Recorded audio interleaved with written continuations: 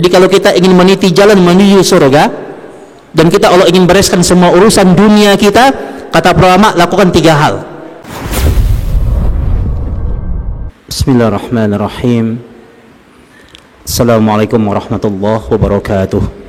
Para ummahatul mukminah, para kaum muslimah yang dirahmati oleh Allah Subhanahu wa taala, kita kembali hadir dalam rangka untuk melanjutkan kajian kita yang kita ambil dari kitab Jami' al-Ulum wal Hikam lil Imam Ibn Rajab Al-Hambali rahimahullahu taala. Dan beberapa pertemuan sebelumnya kita angkat tema bagaimana kemudian agar Allah memudahkan urusan dunia kita. Ya, tema ini sudah kita bahas beberapa poin-poin yang terpenting. Nanti kita tambah poin-poinnya, tapi kita review sejenak. Ya, yang sudah kita bahas adalah bahwa jika Allah ingin membereskan semua urusan dunia kita, maka yang harus kita lakukan adalah mari kita menjadi penolong agama Allah. Sebenarnya agama Allah ini tanpa kita tolong pun Allah akan janjiin agama ini pasti akan menang. Kenapa Allah minta kita untuk menolong agama Allah? Agar kemudian kita mampu untuk meniti jalan kemuliaan. In tansurullaha yansurukum wa yuthabbit aqdamakum. Jika kalian menolong agama Allah, Allah pasti menolong kalian dan akan mengokohkan posisi kalian di bumi ini. Nah, gimana cara kita menolong agama Allah? Tegakkan syariah Allah. Jika syariah Allah itu tidak tegak di bumi kita, tegakkan di diri kita dan keluarga kita dalam bentuk kita mentaati agama Allah, dalam bentuk kita menegakkan ibadah salat. Itu bagian dari kita menegakkan syariah Allah. Ya, minta tolong kepada Allah dengan salat, maka Allah akan menolong kita. Ista'inu bisabri wassalah. Minta tolong kepada Allah dengan sabar dan salat. Jadi fikih mengatasi masalah hidup itu adalah modalnya adalah air wudhu. Jadi kalau kita punya masalah, berwudhulah, tegakkan sholat, ya, tegakkan sholat. Dan ini sunnah-sunnah Nabi yang mulia. Di hadis Sahih Muslim, Nabi kita mengatakan, kata Nabi kita, ketika aku punya masalah maka aku akan sholat, ngadu sama Allah. Itu bukti hati kita selalu terkoneksi dengan kebesaran Allah. Kadang kan orang kalau punya masalah, yang dia ingatkan temannya yang punya jabatan, saudaranya yang punya posisi. Kadang dia lupa dengan Allah yang punya segalanya. Maka minta tolong kepada Allah. Ya, kita agar Allah membereskan semua urusan dunia kita, jangan jadikan sholat itu adalah amalan yang kemudian kita jalankan di sisa-sisa waktu kita. Tapi jadikan sholat itu adalah amalan yang pertama dan utama. Ya, jadikan tugas pokok utama kita itu untuk sholat, sementara perkara dunia itu sampingan kita. Jangan dibalik. Makanya orang yang sering terlambat sholatnya, maka Allah akan bikin lambat semua urusan dunianya. Di hadis Sahih Bukhari, Nabi kita mengatakan, la yazalu qaumun yata'akhkharun hatta yuakhiruhumullah. Tidaklah suatu kaum yang sering melambat-lambatkan ibadah sholatnya, yang sering melambat-lambatkan ketaatannya, kecuali Allah akan melambatkan semua urusan dunianya. Nah, tegakkan sholat, baca Quran. Kita agar ditolong oleh Allah, jangan pernah absen untuk membaca Quran. Ada masalah, baca Quran, ngadu sama Quran. Ya, ngadu sama Quran. Quran itu hadir ke muka bumi ini sebagai mukjizat. Ya, kita pernah cerita tentang dahsyatnya mukjizat Nabi Musa alaihi salam, tongkatnya yang bisa merubah lautan menjadi daratan. Kita tahu mukjizatnya Nabi Ibrahim alaihi salam, ya, yang tidak bisa dibakar oleh penguasa yang zalim di zamannya. Dan Al-Qur'anul Karim itu adalah a'zamul mu'jizat, adalah mukjizat yang paling besar, melebihi mukjizatnya para nabi terdahulu. Minta tolonglah dengan Quran, ngadu sama Quran, baca Quran, maka Allah akan hadirkan pertolongan untuk kita. dan kita harus menjadi orang-orang yang tidak pernah puas untuk membaca Al-Quran. Utsman bin Affan radhiyallahu ta'ala anhu mengatakan, kata beliau, "Lau tahurat qulubukum massa bi'atsmin kalami rabbikum." Kata Utsman bin Affan radhiyallahu ta'ala anhu, kalau hati kalian itu bersih, kalau bersih hati kalian, massa bi'atsmin kalami rabbikum, maka kalian itu tidak akan pernah puas membaca kalam Tuhan kalian. Apa? Kalau hati kalian itu bersih, bersih hati kalian, maka kalian tidak akan pernah puas membaca perkataan Rabb kalian. Berarti hati-hati nih, Bu, ya. Kalau ada orang yang jenuh membaca Quran, berarti ada yang rusak dari kadar keimanannya, berarti ada yang kotor dari hatinya. Karena Utsman mengatakan, "Lau tahurat qulubukum massa bi'atsmin kalami rabbikum."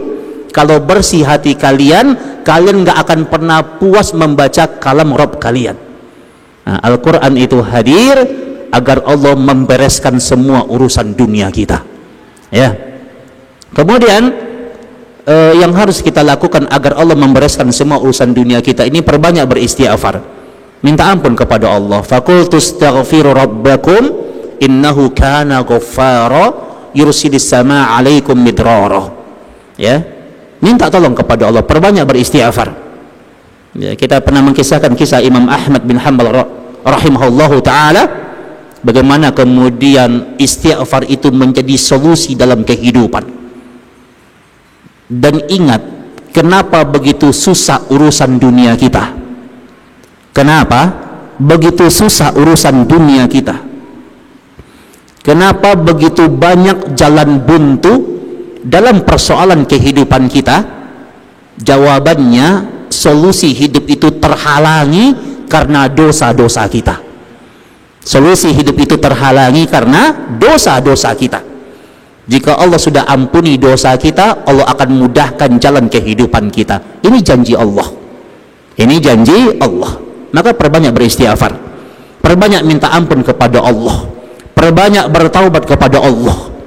Di dunia ini ada dosa-dosa yang gak layak dimaafkan oleh manusia. Manusia gak layak memaafkannya, manusia kapok memaafkannya, tapi Allah memaafkannya. Nah, coba ibu-ibu ya, kita bikin dosa sama orang, bikin kesalahan sama orang, bikin kesalahan satu kali, mungkin dia masih bisa maafkan. Bikin kesalahan dua kali, dia mulai berat memaafkan. Bikin kesalahan tiga kali, dia bilang tiada maaf bagimu, kata dia. Ya, sulit orang memaafkan kita. Tapi lihat kita kepada Allah.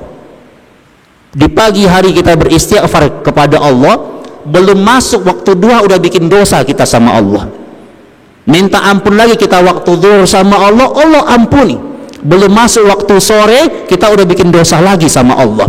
Setiap hari itu yang dilakukan umpamanya, tapi Allah Maha Pengampun. Dan coba bagaimana Allah memanggil kita ketika Allah mengatakan, "Ya ayyuhalladzina amanu tubu ilallahi taubatan nasuha." Kata Allah, wahai orang-orang yang beriman, bertaubatlah kepada Allah sebenar-benar taubat. Allah masih nyuruh kita untuk bertaubat kepada Allah. Asya rabbukum ayyukaffira ankum sayyiatikum, dan semoga Allah memaafkan, menghapuskan semua kesalahan kalian. Jadi udah bikin dosa, berkali-kali disuruh taubat sama Allah, kemudian berkali-kali Allah hapuskan dosanya, nggak sampai di situ. Wa yudkhilakum jannatin tajri min tahtihal anhar, habis itu Allah berikan surga. Ibu-ibu nih contohnya nih, bikin kesalahan sama teman, ya, dimaafin sama teman, dimaafin. Habis dimaafin dia bilang, udah pokoknya kamu udah nggak punya salah deh. Habis dimaafin kesalahannya dia bilang, itu ada mobil ya di garasi rumah saya, kamu bawa aja mobilnya gitu. Ada nggak manusia yang begitu, Bu? Nggak ada ya, Bu ya. Tapi sama Allah begitu. Sama Allah, tubu ilallahi taubatan nasuha, disuruh taubat sama Allah. Habis taubat, asa rabbukum ayyukaffiru ankum sayyiatikum. Habis taubat bikin salah, dihapus kesalahannya sama Allah. Habis itu wa yudkhilakum jannatin, dimasukkan ke surga oleh Allah. Coba. Makanya Masya Allah, fa innallaha ghafurur rahim. Ingat, ketinggian dosa tidak akan pernah mengalahkan ketinggian ampunan. Ya, ketinggian dosa nggak akan bisa mengalahkan ketinggian ampunan. Rahmat Allah, kasih sayang Allah itu lebih luas daripada murka Allah. Ya, makanya perbanyak bertaubat, dan itu adalah solusi kehidupan. Yang berikutnya yaitu ihsan, berbuat ihsan. Ya, ihsan itu artinya apa? Berbuat baik. In ahsantum ahsantum li anfusikum. Kalau kalian berbuat kebaikan, kalian berbuat kebaikan sebenarnya untuk diri kalian. Jadi kalau ibu-ibu sering nolongin orang, sering bantu orang, sebenarnya kita tidak sedang berbuat baik kepada siapa-siapa. Jadi kalau kita berbuat baik, sesungguhnya kita berbuat baik untuk diri kita sendiri. Karena siapa yang menanam, dia yang akan menuai. Kebaikan yang kita tanam, kita yang akan memetik hasilnya. Makanya kita dituntut untuk menjadi orang baik, ada atau tidak ada orang yang mengetahuinya. Karena setiap kebaikan yang kita jalankan di hadapan Allah itu ada hitungannya. Ada hitungannya. Kebaikan yang nggak dinilai sama orang, yang nggak dilihat sama orang, tapi Allah katakan di surat Al-Kahfi ayat 30. Al-Kahfi ayat 30 kata Allah, inna la nudhi'u ajra man ahsana amala. Kata Allah, kebaikan kalian itu sedikit pun itu tidak akan pernah disia-siakan sama Allah. Kalian akan melihat balasannya. Nah ya, nah, cuma ingat Bu, ada 3 poin kata para ulama. Kalau orang ingin berbuat baik itu ada 3 prinsip kebaikan itu. Ada 3 prinsip kebaikan yang harus kita ingat-ingat. Yang pertama, kita harus ingat kebaikan itu sesuatu yang mudah. Kebaikan sesuatu yang mudah. Jadi jangan pernah ada pikiran kita, jangan sampai ada dalam pikiran kita itu kebaikan itu susah, tapi kebaikan itu mudah. Kalau kita beranggapan kebaikan itu susah, berarti syaitan telah berhasil menggoda kita. Ya, agama kita mengatakan kebaikan itu mudah. Makanya di kitab Riyadhus Shalihin yang berisi tentang berbagai macam hadis-hadis yang menjadi hadis al-jawami'ul kalim, hadis-hadis yang begitu padat makna di dalamnya, itu ada satu bab tentang jalan yang banyak menuju kebaikan. Sampai Nabi cerita kepada kita, kata Nabi kita, ada seseorang yang melewati sebuah jalan, dan jalan itu dihambat oleh kayu. Ada dahan kayu yang menghalangi jalan itu, dan kemudian orang itu menyingkirkan dahan kayu itu. Maka kata Nabi, fa'udkhilal jannah, orang itu dijanjiin surga sama Allah. Ya, begitu hebatnya kebaikan dan begitu hebatnya balasan dari Allah. Banyak jalan menuju kebaikan. Dan ingat, kebaikan itu sesuatu yang mudah. Kenapa ada orang beranggapan kebaikan itu sesuatu yang begitu sulit? Karena dia terkadang memaksakan kebaikan ukuran orang, dia memaksakan dirinya yang dia sebenarnya tidak mampu untuk menjalankannya. Padahal prinsip kebaikan itu adalah prinsip ketaatan yang telah Allah tuangkan dalam Al-Quranul Karim. Ketika Allah mengatakan fattaqullaha mastata'tum, bertakwa kepada Allah, berbuat baik itu sesuai dengan maksimal kemampuan kita. Mungkin bagi orang lain berbuat baik itu bagi mereka membangun masjid. Membangun masjid. Mungkin bagi kita minimal banget ngerapiin sendal di masjid. Itu udah kebaikan namanya. Ya, begitu banyak jalan kebaikan itu. Ya. Yang kedua, kata para ulama, prinsip kebaikan itu adalah kebaikan itu jangan ditunda-tunda, segerakan kebaikan itu. Faiza asbahta fala tantazirul masa. Jika kalian berada di pagi hari, udah pengen tuh berbuat baik jangan nunggu sore hari, karena nggak ada yang jamin sore hari atau besok pagi apakah kehidupan ini masih Allah berikan kepada kita. Punya kesalahan sama orang, segera temui dia, minta maaf sama dia. Jangan nunggu lebaran kelamaan. Ya, jangan nunggu lebaran, antar aja deh lebaran gitu ya, karena memang lagi momentum saling maaf memaafkan umpamanya. Jangan nunggu lebaran ya. Minta maaf itu jangan dikhususkan saat lebaran. Minta maaf itu kapanpun dan dimanapun. Ngerasa punya salah sama orang, minta maaf sama dia, segerakan ya. Karena betapa banyak urusan-urusan manusia di hari akhirat nanti itu nggak selesai dalam pengadilan Allah, dikisos nanti, dikisos. Urusan dengan manusia itu dikisos. Kalau dengan Allah kita bisa minta ampun sama Allah, dengan manusia itu ada kisosnya. Nah, makanya mumpung masih hidup di dunia, minta maaf sama dia kalau kita punya kesalahan ya. Jadi jangan menunda-nunda kebaikan. Yang ketiga, prinsip berbuat baik itu kata para ulama, yaitu jangan nunggu komentar orang lain. Ada orang kadang-kadang nggak jadi berbuat baik ya, nggak jadi menegakkan ibadah, nggak jadi menegakkan perkara sunnah yang sahih, itu hanya gara-gara nggak enak sama orang. Nggak enak Ustaz gitu ya, nggak enak. Ya Allah, yang nggak enak begini, ini akan berdiri di hari kiamat nanti sebagai saf-saf orang-orang yang menyesal di jalan Allah. Kenapa harus nggak enak? Orang itu nggak akan pernah bisa mewakili amalan kita. Orang itu nggak akan bisa mendelegasikan amalan kita. Orang itu nggak akan bisa mewakilkan dosa kita. Kenapa nggak enak? Kita menghadapi sakratul maut, sakitnya sakarat itu sendirian. Kita berada di alam kubur kita sendirian. Kita akan bertanggung jawab di padang mahsyar, bertanggung jawab tentang amalan kita, tanggung jawabnya kita sendirian.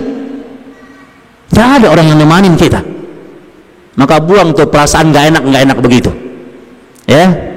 Jangan takut beramal karena dicela sama orang lain. Makanya kata Imam Ibnu Hazm rahimallahu taala, kata beliau, kalau ada orang yang beramal dan dia karena takut dengan celaan, fa innahu majnun. Kata Imam Ibnu Hazm, dia itu orang gila. Jadi kalau ada orang yang beramal takut dicela, maka dia orang gila. Kata Imam Ibnu Hazm. Kenapa dikatakan orang gila? Karena di dunia ini tidak ada orang yang bisa selamat dari celaan, sebaik apapun dia. Nabi kita Nabi Muhammad SAW itu kurang baik apa, Bu? Saya mau nanya, Nabi Muhammad dicela nggak? Dicela, Bu, sama orang kafir, sama orang munafik, sampai hari ini, sampai hari kiamat. Mulut kotornya orang-orang munafik itu nggak berhenti mencela Nabi kita yang mulia. Jangankan Nabi, Allah pemilik alam ini yang menggenggam setiap nyawa makhluk yang bernyawa, Allah saja dicela, Bu, dicela oleh orang-orang kafir. Maka lantas kita, kenapa kemudian kita beribadah kita takut dengan celaan ya? Ini yang harus kita ingat. Maka ingat, beramal itu carilah kemuliaan dari Allah, cari ridho Allah, jangan ditakutkan dengan komentar orang lain ya. Jangan ditakutkan komentar orang lain, karena kemudian apa? Beramal kita harus kita perbaiki niat kita bahwa hanya untuk Allah Subhanahu wa ta'ala. Nah, poin berikutnya adalah agar Allah membereskan semua urusan dunia kita, kata para ulama, yaitu kita harus apa? Ittaqillah haitsuma kuntah. Kita harus menghadirkan ketakwaan, keistiqomahan dalam ketakwaan, istiqomah dalam ketakwaan kapanpun dan dimanapun kita berada. Kapanpun dan dimanapun kita berada. Di surat At-Tolaq, ini ayat ini kita hafal ya. Para asatis kita sering membaca ayat ini. A'udzubillahi minasyaitonir rajim. Allah mengatakan, "Wa may yattaqillah yaj'al lahu makhraja wa yarzuqhu min haitsu la yahtasib wa may yatawakkal 'ala Allah fa huwa hasbuh Allah bilang sama kita, kata Allah, kalau kalian bertakwa kepada Allah, kalau kalian benar-benar bertakwa kepada Allah, kalian menegakkan aturan agama Allah, Allah pasti berikan kalian jalan keluar. Jalan keluar. Bu, perhatikan ayat ini Bu ya, perhatikan. Janji Allah itu kepada kita, Allah nggak janjiin kepada kita bahwa orang-orang yang beriman itu tidak akan pernah tidak punya masalah. Janji Allah itu, orang yang beriman itu, Allah tidak menjanjikan orang beriman itu tidak akan tidak punya masalah. Yang Allah janjiin, sepanjang kalian punya iman, pasti kalian akan ada masalah. Paham ya? Ada hadis Sahih Bukhari mengatakan, kata Nabi kita, mazalal bala lil mu'minina wal mu'minat. Bala, ujian dan cobaan itu tidak akan pernah lepas dalam kehidupan orang-orang yang beriman. Sepanjang kalian punya iman, sepanjang itu juga ujian akan menimpa hidup kalian. Nabi yang mengatakan kepada kita, hadis Sahih Bukhari. Dan kata Nabi kita, kenapa kita diuji? Hatta yalqallah laisa lahu khati'ah. Sampai nanti kalian bertemu dengan Allah, ketika itu kalian sudah tidak punya dosa. Jadi kalau Allah menguji kita, tujuan pertamanya untuk menghapuskan dosa dan kesalahan kita. Ya, mazalal bala, bala itu tidak akan pernah lepas dari kehidupan kita. Habis satu masalah, datang masalah berikutnya. Kemarin yang bermasalah anak yang pertama, belum selesai masalah dia, muncul lagi masalah anak yang kedua. Masalah anak selesai, muncul lagi masalah suami umpamanya.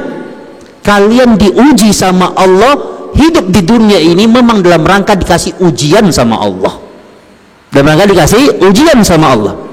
Maka ingat, kaidah sunnah mengajarkan kepada kita, orang-orang yang beriman itu sepanjang dia punya iman, sepanjang itu juga ujian tidak akan pernah lepas dari kehidupannya. Ya Allah Ustaz, gitu ya, ini masalah belum selesai, udah selesai lah, udah datang lagi masalah yang baru Ustaz. Iya, kalian diuji untuk dihidup untuk diuji sama Allah. Memang kalian hidup untuk diuji sama Allah. Maka kaidahnya begini, kata para ulama, Allah tidak menjanjikan kepada kalian tidak punya masalah, bukan itu janji Allah. Tapi yang Allah janjiin kepada kalian adalah, kalau kalian punya masalah, pasti ada solusinya. Yang Allah janjiin solusi. Karena bunyi ayatnya mengatakan apa tadi? Wa may yattaqillah yaj'al lahu makhraja. Kalau kalian bertakwa kepada Allah, Allah berikan kalian jalan keluar. Dikasih kalian solusi. Kalau ada orang nih, berhari-hari dia ditimpa masalah, bertahun-tahun gak selesai masalahnya, berarti jawabannya adalah berarti ada yang rusak dari kualitas ketakwaannya. Nah, itu tafsir ayatnya itu. Jadi kalau ada orang yang ketika dia hidup dia bilang, aduh buntu nih masalahnya nih, buntu solusinya, nggak ada nih solusinya nih. Kalau dia bilang begitu, dia ngerasa solusi itu tertutup, lihat ayat ini, berarti ada yang rusak dari kadar keimanan dan ketakwaannya. Makanya kata para ulama, kalau kalian punya masalah, maka cara ngatasi masalah itu yang pertama adalah perbaiki dulu iman kalian. Perbaiki iman kalian, perbaiki ketakwaan kalian, ngadu sama Allah, bertaubat kepada Allah, nanti Allah yang cariin solusinya. Ya, Allah nyuruh kita untuk kembali kepada Allah. Allah nyuruh kita untuk balik kepada Allah. Ya, makanya Allah katakan, wa may yattaqillah yaj'al lahu makhraja wa yarzuqhu min haitsu la yahtasib. Kalau kalian bertakwa kepada Allah, Allah berikan kalian solusi dari setiap persoalan kehidupan yang menimpa kalian. Ya, lihat ayat ini Bu. Ini ayat surat apa Bu? at-tolak. At-tolak di ayat yang kedua, ayat kedua dan ayat yang ketiga. At-tolak itu, at-tolak artinya apa? At-tolak artinya talak. Talak itu artinya cerai, perceraian. At-tolak ayat yang pertama itu bicara tentang masalah talak, masalah cerai. Sebagian ayat yang kedua itu bicara tentang masalah iddah dan rujuk. Di bagian ayat yang kedua yang terakhir itu Allah baru bilang wa may yattaqillah, barang siapa yang bertakwa kepada Allah. Di ayat yang ketiga Allah bicara tentang konsep tawakal. Ya, di ayat berikutnya itu Allah kembali bicara masalah iddah. Coba, di dalam ilmu Quran itu ada namanya ilmu munasabah. Dalam kajian ulumul Quran itu ada namanya ilmu munasabah. Munasabah adalah ilmu kesesuaian antara nama surat dengan ayatnya. Kesesuaian antara nama surat dengan ayatnya, atau kesesuaian antara satu ayat dengan ayat yang lainnya. Namanya ilmu munasabah namanya. Kan kalau secara logika kita berpikir nama suratnya at-tolak, tentang talak, tentang perceraian, kenapa yang Allah bicarakan tentang ketakwaan? Masya Allah, ini hebatnya ilmu Quran ini. Maka kata para ulama, dalam fikih rumah tangga, dalam fikih rumah tangga itu tidak akan pernah bahagia, tidak akan pernah berkah kecuali bangunannya ketakwaan. Bangunannya ketakwaan. Penghuni rumah tangga itu orang yang bertakwa kepada Allah, baru dia akan temukan keberkahan yang sesungguhnya di rumah tangganya. Dan kenapa namanya at-tolak, dan kenapa at-tolak itu diiringkan dengan kata-kata ketakwaan? Jika pasangan suami istri itu kemudian dia ingin islah, dia udah pengen bercerai umpamanya, udah mau cerai, dan mereka akan bisa islah, bisa kembali lagi, bisa memperbaiki hubungan rumah tangga mereka kembali, asalkan mereka kembali kepada komitmen ketakwaan. Makanya di sela-sela Allah bicara tentang konsep talak, cerai, ya, maka Allah sisipkan tentang konsep ketakwaan. Rumah tangga kalian itu nggak akan beres, nggak akan selesai urusannya kalau kalian nggak bertakwa kepada Allah. Ini makna yang cukup dalam ayat ini. Ya, makanya Masya Allah ya, makanya rumah tangga yang baik itu dia punya visi. Apa Bu visi rumah tangga itu? Al-Quran memuat visi rumah tangga di sebuah ayat yang sering kita baca, kita hafal ayat ini. Allah katakan ya ayyuhalladzina amanu qu anfusakum wa ahlikum narah. Wa qala ba'dus salaf, sebagian para ulama salaf mengatakan fa inna hadhil ayah, sesungguhnya ayat ini turun menjadi visi rumah tangga. Seorang suami kewajiban dia yang paling utama bukan ngasih makan istrinya, bukan itu yang utama. Yang utama kewajiban seorang suami adalah menyelamatkan dirinya dan keluarganya dari siksaan api neraka. Ngasih makan itu penting, tapi itu bukan utama. Nah, saya yakin ya, ibu-ibu tanpa menikah pun pasti akan makan, ya.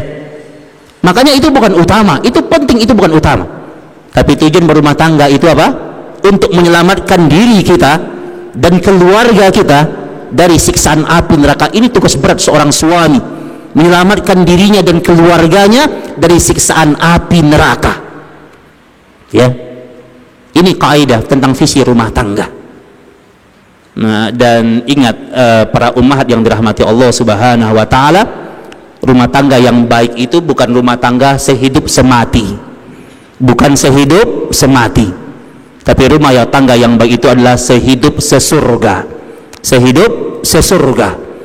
Ya, karena tanggung jawab yang paling berat justru setelah kematian, ya, setelah kematian.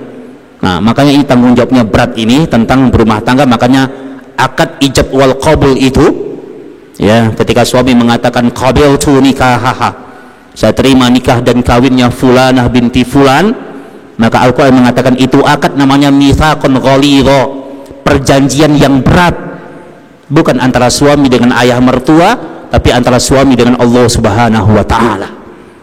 Nah, ini kaidahnya ya. Nah, ini tentang bagaimana kemudian ayat ini dia turun sebagai solusi dalam kehidupan kita. Nah, ibu-ibu hafal ya ayat yang sering laris manis saat kondangan. Ar-Rum ayat 21, hafal Bu ya? Nah, wa min ayatihi an khalaqalakum min anfusikum azwajan litaskunu ilaiha wa ja'ala bainakum mawaddatan wa rahmah. Kata Allah, dan di antara tanda-tanda kebesaran Allah, Allah ciptakan untuk kalian pasangan hidup kalian. Ya, litaskunu. Taskun itu orang mengatakan sakinah. Makanya kadang kita sering tuh kalau ada teman kita atau saudara kita nikahan, kita doakan mudah-mudahan rumah tangganya sakinah, mawaddah, warahmah. Udah tahu tuh artinya apa sakinah, mawaddah, warahmah. Litaskunu ilaiha itu artinya agar kalian tenang. Jadi tujuan nikah itu supaya hati tenang, supaya hati tenang. Itu kebahagiaan yang luar biasa. Orang kalau banyak duitnya, nggak tenang hatinya, nggak bisa dia menikmati hidup. Orang tinggi pangkatnya, tinggi jabatannya, nggak tenang hatinya, nggak bisa dia menikmati hidup. Makanya tujuan berumah tangga itu supaya hati kalian tenang. Makanya jadikan apa? Baiti jannati, rumahku surgaku, dan penghuni surga itu tenang. Jangan teriak-teriak di rumah. Nah, kalau teriak-teriak di rumah bukan baiti jannati, itu baitin nari, rumahku nerakaku. Ya, tenang, adem, gitu ya, masuk rumah itu. Nah, ketenangan itu bisa kita dapatkan dengan jalan apa? Dengan jalan mentaati Allah. Jangan sampai di rumah tangga kita itu lebih kenceng suara bunyi musik ketimbang lantunan ayat Al-Quran. Saya ulangi, kalau kita pengen rumah tangga itu tenang, masuk malaikat, didoakan oleh malaikat, jangan sampai di rumah tangga kita lebih kencang suara bunyi musik ketimbang bacaan Quran penghuni di dalamnya. Jadikan rumah tangga itu adalah tempat kita menguatkan ibadah kita kepada Allah. Jadikan rumah tangga itu sebagai madrasah kita bertauhid, madrasah kita beribadah kepada Allah. Ya. Jadi ini kaidah tenang. Kalau orang udah tenang baru dapat mawaddah. Litaskunu ilaiha wa ja'ala bainakum mawaddah. Mawaddah dalam kaidah bahasa Arab, mawaddah, sebagian para ulama ahli bahasa di lisanul Arab itu mengatakan, kata mereka, mawaddah itu bisa diambil dari kata-kata madah. Ma makna madah? Apa artinya madah? Madah itu artinya materi, harta. Jadi harta itu adalah bagian dari pilar-pilar kecil yang akan membuat rumah tangga bahagia. Bayangkan, pertama Allah bicara tentang kebahagiaan hati, ketenangan, baru Allah bicara tentang perkara harta. Bukan harta yang menentukan rumah tangga bahagia, tapi apa? Ketenangan.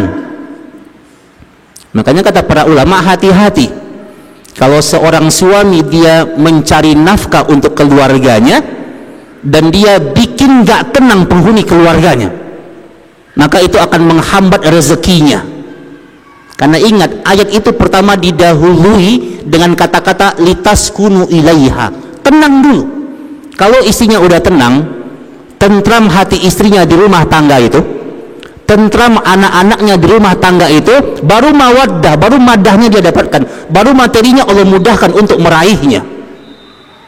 Nah, jadi bilang sama suami, ya Bu ya, Pak, kalau jangan-jangan nih, nah, gitu ya, ini rezeki kita sering mandek, jangan-jangan penghuni rumah tangga ini nggak tenang hatinya. Nah, jadi ketenangan itu identik dengan keberkahan harta yang Allah titipkan. Ini kaidah sunnah diriwayatkan oleh para ulama. Nah, makanya insya Allah kalau ibu-ibu yang udah rajin ta'lim, hatinya tenang, ya, ridho dengan nafkah yang diberikan oleh suami, nah, itu membuat Allah memudahkan rezeki suaminya. Karena Al-Quran yang mengatakan litaskunu ilaiha wa ja'ala bainakum mawaddata wa rahmah. Baru wa rahmah.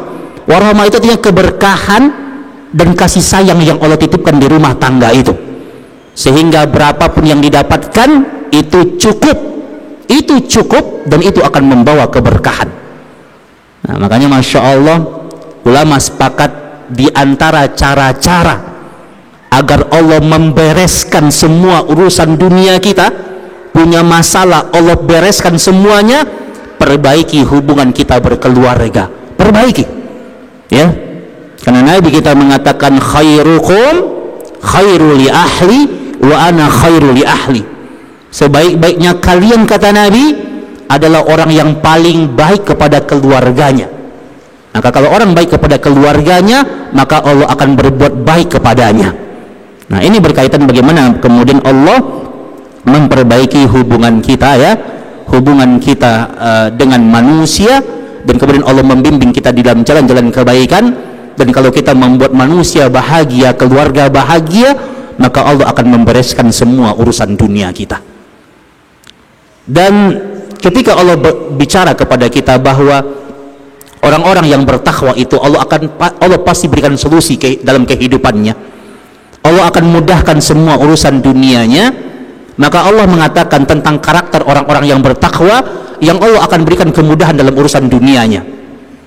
Allah bicara dalam surat Qaf, di surat Qaf di ayat 31 sampai 34. Surat Qaf di ayat 31 sampai 34. Ya. Ini ayat ini menarik, ya. Sampai para mufassir mereka berlomba-lomba untuk menjelaskan ayat yang mulia ini. Allah mengatakan kepada kita semuanya, a'udzubillahi minasyaitonir rajim. Kata Allah Subhanahu wa taala, wa uzlifatil jannatu lil muttaqina ghaira ba'id. Kata Allah dekatkan surga itu kepada kalian. Surga itu Allah dekatkan kepada kalian di tempat yang tidak jauh. Nggak jauh surga itu. Batas kalian dengan surga itu cuma kematian. Jadi surga itu begitu dekat kepada orang-orang yang beriman, ya. Maka surga itu Allah dekatkan kepada kalian. Hada ma tu'aduna likulli awabin hafidh. Inilah janji Allah, dan Allah itu nggak pernah mungkir dengan janjinya. Yang akan masuk surga itu, kata Allah, likulli awabin. Awab bima'ana annahum yarji'una umurahum ilallahi jalla wa'ala. Awab itu orang yang menyerahkan urusannya kepada Allah, dia bertawakal kepada Allah, dan tawakal itu inti ketakwaan. Tawakal itu adalah inti ketakwaan. Makanya tawakal itu harus mengiringi perjalanan kehidupan kita. Kita keluar rumah aja, keluar rumah ibu-ibu, itu harus bertawakal sama Allah. Apa doanya? Bismillahi tawakkaltu 'alallahi la haula wala quwwata illa billah. Tawakal sama Allah. Ini doa ini, Ibu, kalau kita bedah maknanya, Masya Allah. Ketika ibu-ibu keluar rumah nih, mau pengajian, mau ketemu sama teman, mau ngantarin anak ke sekolah, ya, mau jemput suami umpamanya, keluar rumah baca doa ini, Bismillahi tawakkaltu 'alallah, dengan nama Allah aku bertawakal kepada Allah, aku serahkan urusanku kepada Allah, la haula wala quwwata illa billah, tidak ada daya kuasa, tidak ada kekuatan apapun melainkan kekuatan Allah. Maka apa? Qala, Nabi mengatakan, kata Nabi, yuqalu lahu, maka malaikat mengatakan kepada yang baca doa itu, malaikat mengatakan kepada orang yang baca doa itu, apa kata malaikat? Hudita wa kufita wa wuqita. 3 faedah. Orang ini dikasih petunjuk sama Allah, hudita. Yang kedua, kata malaikat, orang ini kata malaikat, dia diberikan kecukupan harta oleh Allah, hartanya dicukupkan, ya. Yang ketiga, kata malaikat, orang ini akan dijaga sama Allah. Ini hadis sahih. Baca doa ini, doa yang sering kita hafal tapi kadang kita lupa bacanya. Jadi kalau nganterin suami mau berangkat kerja, ingatkan dengan doa ini, ya. Abang, kalau nanti naik mobil berangkat, baca doa ini, bilang, Maka janji Allah, dia akan diberikan petunjuk hudita selama dia bekerja dibimbing sama Allah. Ini yang halal yang harus dia lakukan, ini yang haram yang harus dia jauhi, dikasih petunjuk sama Allah dia. Kemudian dia dicukupkan nafkah yang dia bawa ke rumah, nafkah yang halal, dan itu cukup. Ya, jangan pernah memasukkan harta yang haram ke rumah tangga kita, walaupun sedikit. Yang haram-haram itu, saya pernah sampaikan di majelis ini, yang haram-haram itu walaupun sedikit itu membinasakan. Yang haram itu walaupun sedikit itu menjadi penghalang kita untuk masuk surga. Simak perkataan Abu Bakar As-Siddiq radhiyallahu taala anhu ketika dia belum memakan sepotong roti dia makan, yang didapatkan dari hasil meramal. Khadimnya, pembantunya dikasih upah meramal, ya, sama orang lain. Uang itu dibeliin roti sama pembantunya. Abu Bakar nggak tahu, kemudian dia memakannya. Kemudian diceritakan sama pembantunya, itu hasil meramal. Dia ambil jari jemarinya ini, dia masukkan semua ke mulutnya, dia muntahkan, hanya sepotong roti. Dan dia mengatakan, innahu la yadkhulul jannah lahmu nabata min syuhtin.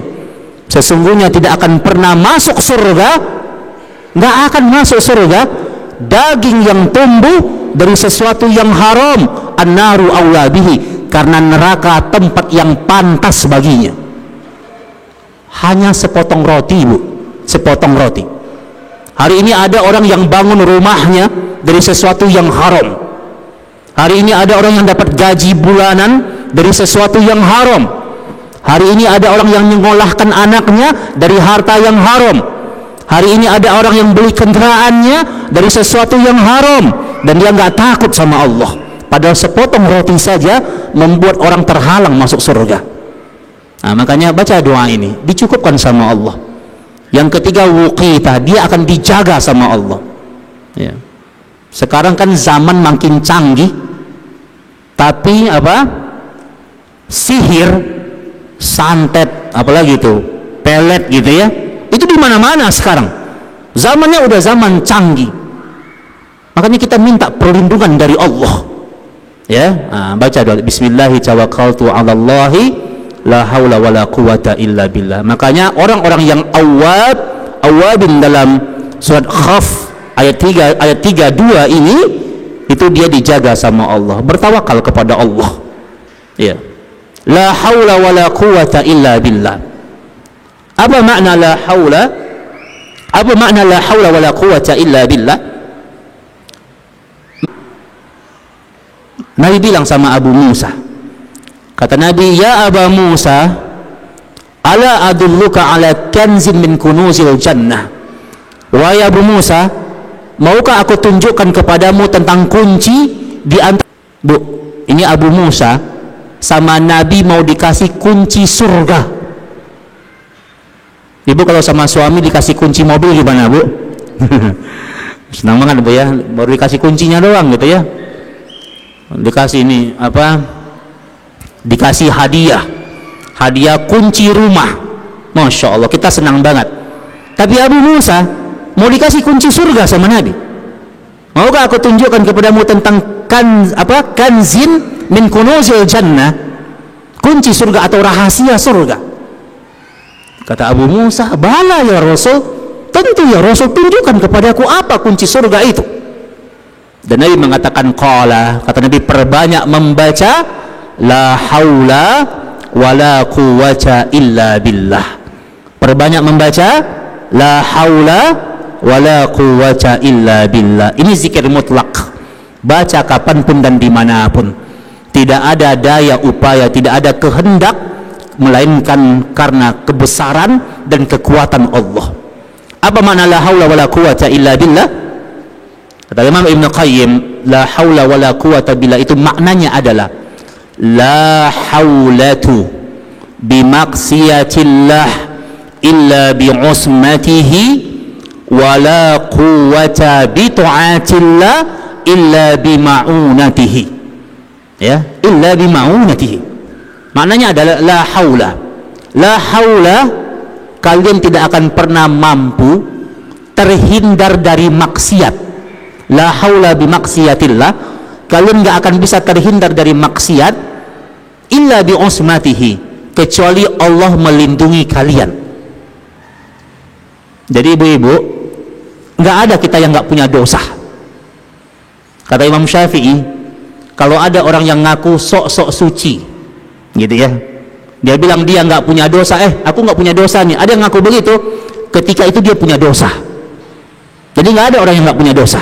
Makanya Allah nyuruh kita beristighfar, minta ampun sama Allah setiap saat. Maka kata Nabi kita, dijelaskan oleh Imam Ibnu Qayyim, kalian nggak bisa menghindar dari dosa kalau Allah tidak melindungi kalian. Zaman dulu, orang kalau mau bikin dosa, dia keluar dari rumahnya, keluar dari rumah, baru dia ketemu dengan dosa. Ya, zaman dulu keluar dia dari rumah, baru dia ketemu dengan dosa. Zaman sekarang, Bu, dosa itu masuk ke rumah kita melalui tayangan televisi, masuk dosa itu.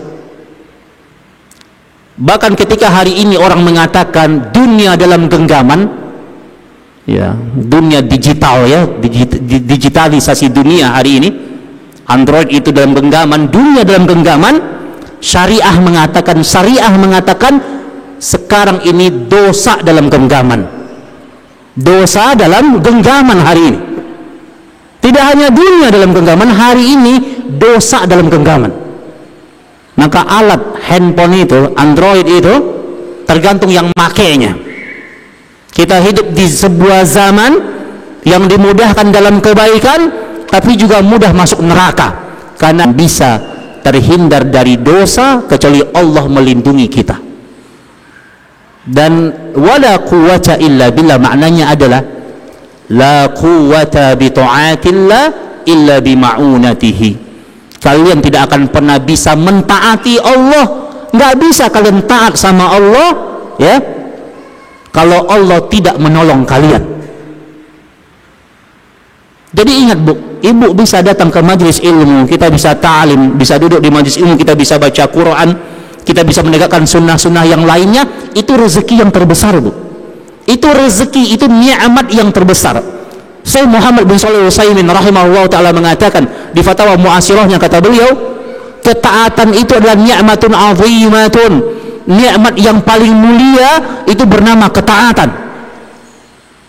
Kalau nikmat harta itu Allah bagi kepada semua makhluknya, bahkan yang nggak taat sama Allah, yang bermaksiat kepada Allah, lebih banyak hartanya daripada yang mentaati Allah, karena itu bukan ukuran kemuliaan, ya.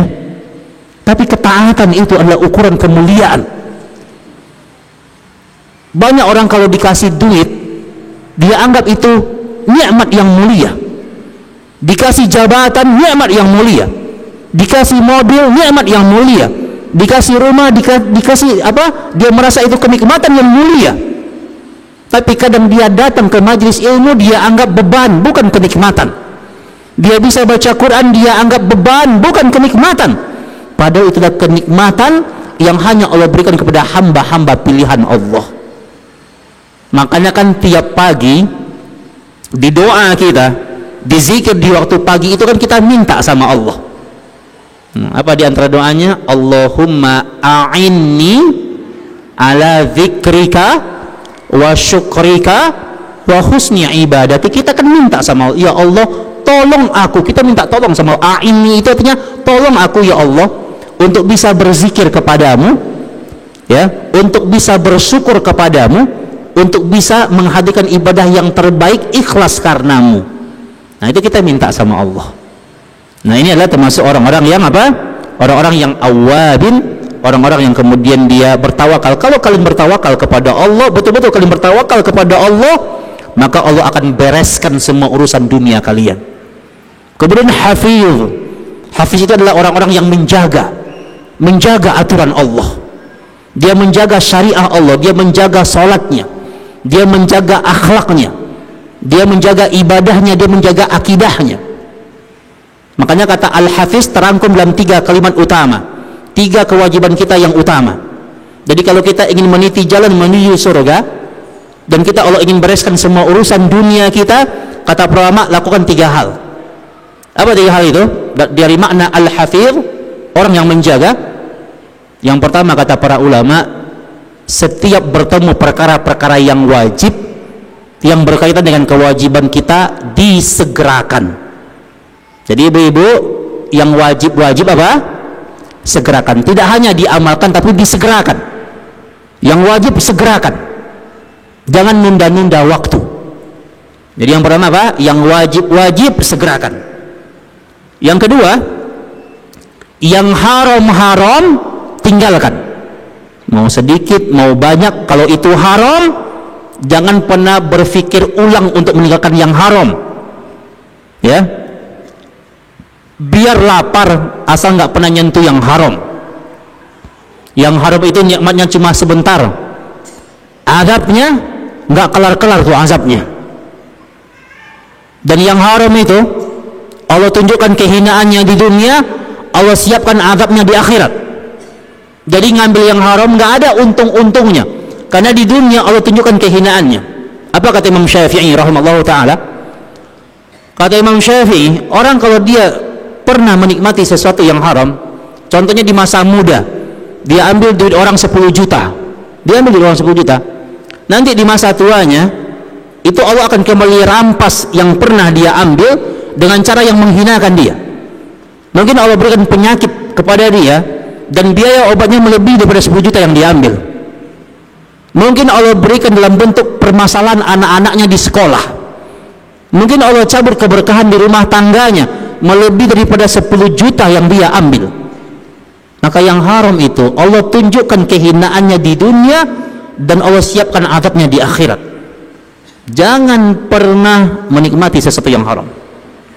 Ya, kita yang punya suami sebagai tulang punggung rumah tangga pencari nafkah, bilang sama suami, ya, nasihatin jangan pernah nafkahi aku dan anak-anakku dengan sesuatu yang diharamkan oleh Allah. Ya, ini prinsip ya jalan menuju surga. Ya, yang ketiga kata para ulama, di antara sekian banyak amalan-amalan yang sunnah kan banyak, maka pilih amalan unggulan kita. Pilih amalan unggulan kita, karena mustahil kita bisa mengerjakan semua yang sunnah. Mungkin sesekali bisa, tapi untuk istiqomah itu susah. Makanya jangankan kita, para sahabat saja itu punya amalan unggulan. Ya, kita yang bisa tahajud, bangun di sepertiga malam. Nggak bisa bangun di sepertiga malam, bangun menjelang subuh, masih ada waktu tahajud. Ustaz, saya susah bangun tahajud Ustaz. Udah, nggak bisa tahajud, tegakkan duha, rutinkan duha, istiqomah di duha. Aduh, saya nggak bisa juga duha Ustaz, nggak bisa duha juga. Maka istiqomahkan bersedekah. Masih banyak amalan sunnah yang lainnya, dan sedekah itu juga banyak macamnya. Nggak bisa juga bersedekah, minimal kita beristighfar setiap hari, minta ampun sama Allah tiap hari. Jadi di kitab Durusul Yaumiyah, di antara sunnah-sunnah Nabi yang terbaik adalah Nabi tidak lepas lisannya untuk berzikir dan beristighfar kepada Allah.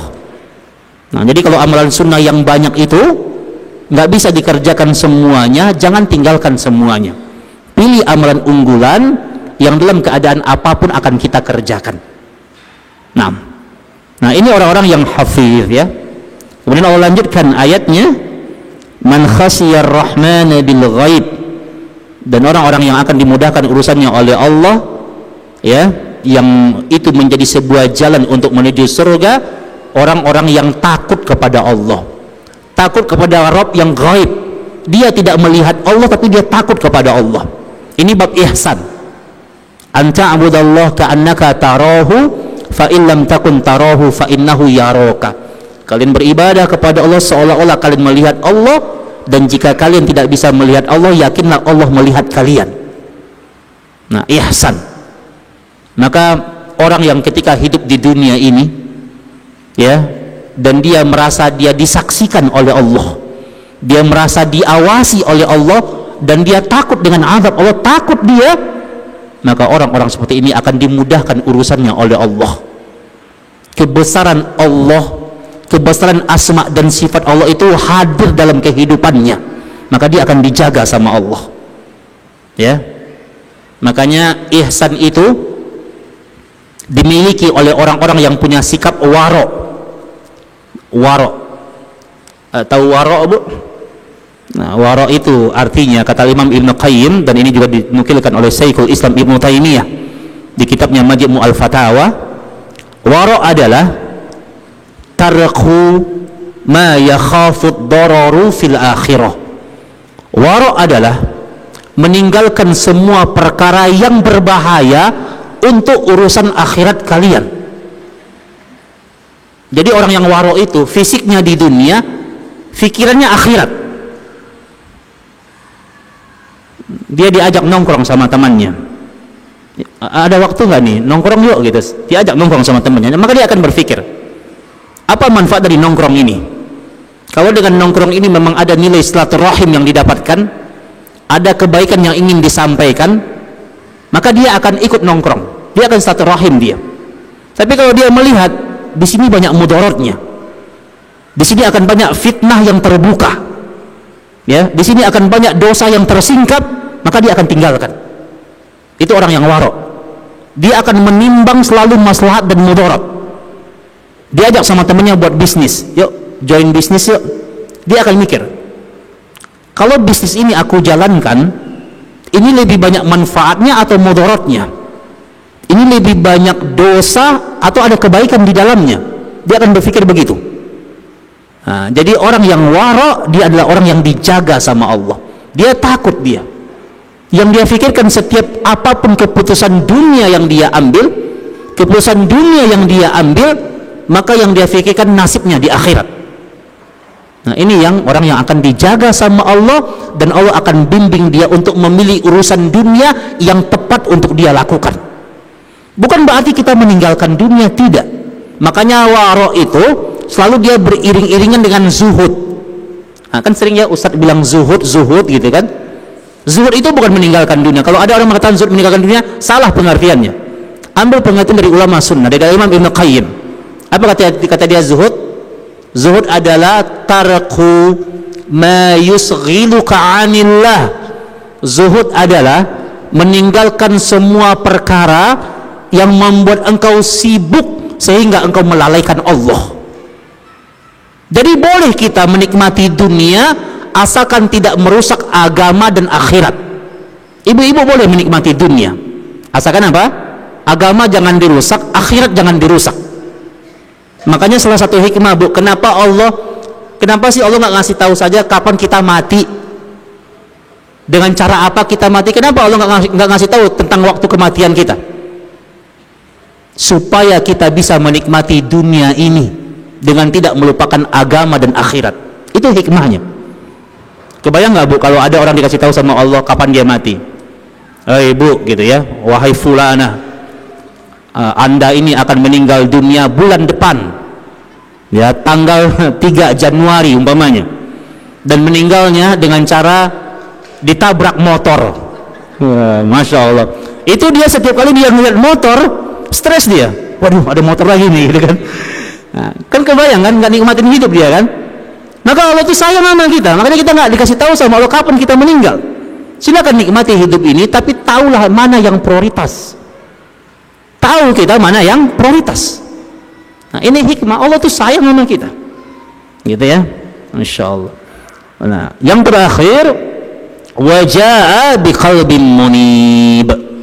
Itu orang-orang yang datang kepada Allah dengan hati munib, hati yang kembali. Makanya makna dari qalbun munib itu adalah hati yang bertaubat. Hati yang bertaubat. Maka mari bertaubat kepada Allah ya.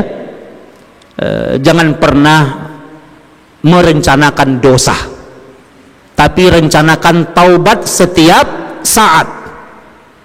Karena dosa itu tanpa kita rencanakan sekalipun, kita juga pasti akan berdosa. Orang yang hari ini ngaku dia taubatan nasuha, besok dia bikin dosa lagi kok. Makanya dosa nggak usah direncanakan, taubat yang direncanakan. Makanya Imam Syafi'i memuat tentang sebuah bab di risalah beliau tentang taibu kadzab. Ma makna taibu kadzab? Tukang-tukang taubat yang pendusta. Tukang-tukang taubat yang pendusta. Jadi dia bikin dosa, terus dia bertaubat. Di saat dia bertaubat, bangun dia di malam hari itu, dia sholat taubat umpamanya, dia nangis. Di saat dia minta ampun itu, di hatinya dia kembali kembali merencanakan dosa. Dia mengatakan Allah kan maha pengampun, besok bikin dosa lagi padahal dia bertaubat. Ini dosa besar. Taibu kadzab, orang yang mempermain-mainkan taubatnya, itu dosa besar di hadapan Allah. Maka jangan pernah meremehkan dosa. Ya, kita tahu ya, dosa itu efeknya banyak. Bikin hati nggak tenang, bikin hidup nggak berkah, bikin nikmat jadi terhalang. Itu hal yang umum yang sering kita tahu. Tapi ada sebuah efek dosa besar yang pernah membuat Muawiyah bin Abi Sufyan itu menangis. Efek dosa yang paling besar, dan ini musibah kalau itu menimpa kita. Apa kata beliau? Efek dosa yang paling besar itu adalah ketika orang berbuat dosa, maka dosa itu menghilangkan nikmatnya, lezatnya ibadah. Jadi dosa itu menghilangkan kelezatan ibadah. Saya ulangi, efek dosa yang paling besar, musibah pendosa yang paling besar, itu dia tidak merasakan lagi lezatnya ibadah. Ketika dia ruku, dia nggak merasakan ruh dari rukunya. Ketika dia sujud, dia nggak merasakan ruh dari sujudnya. Ketika dia membaca Quran, nggak ada ruh dari bacaan Qurannya, nggak ada kenikmatan yang dia rasakan, nggak ada kelezatan yang dia dapatkan. Ini efek terbesar dari dosa. Salatnya hanya sebuah gerakan-gerakan rutinitas tanpa makna. Dia bergerak, dia rukuk, dia sujud, dia duduk, tapi nggak ada kenikmatan yang dia dapatkan dari ibadah yang dia lakukan. Kalau itu kita rasakan, maka introspeksi diri kita, muhasabah, itu terjadi karena dosa kita. Susah dia untuk khusyuk dalam ibadah salatnya. Hati-hati. Maka efek terbesar dari dosa yang membuat para sahabat menangis, dia nggak rasakan lezatnya ibadah itu. Masya Allah. Kalau itu kita rasakan, kalau kita salat, ya Allah, kita ngerasa salat kita itu nggak ada ruhnya, hanya sebuah gerakan jasad. Kita baca Quran, bahkan kita nggak pernah rindu baca Quran. Quran nggak dibaca sehari, biasa-biasa saja dia. Quran nggak dibaca 2 hari, biasa-biasa saja. Quran dibaca 3 hari, biasa. Kalau itu yang kita rasakan, itu tidak akan pernah dirasakan kecuali bagi orang yang ada dosa. Hatinya terkoneksi dan terikat dengan dosa. Istighfar kepada Allah, minta ampun kepada Allah. Itu yang membuat nggak beresnya urusan dunia kita. Itu yang membuat nggak selesainya masalah hidup kita, karena dosa itu menghalangi pertolongan dari Allah Subhanahu wa Ta'ala. Maka obatnya minta ampun kepada Allah, kembali kepada Allah. Makanya Allah katakan di ayat ini,